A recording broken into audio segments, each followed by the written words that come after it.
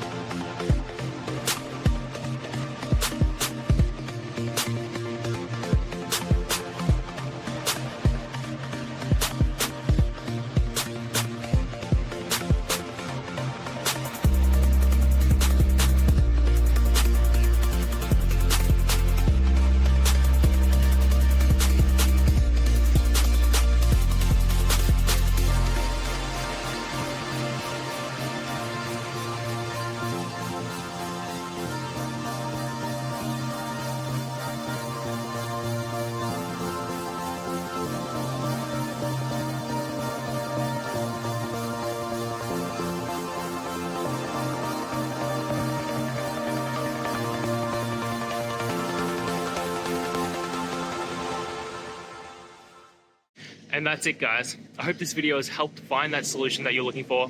And if it did, please hit the subscribe button. I'd really appreciate it. Now, until the next time that you need technical help, I hope you have a good one.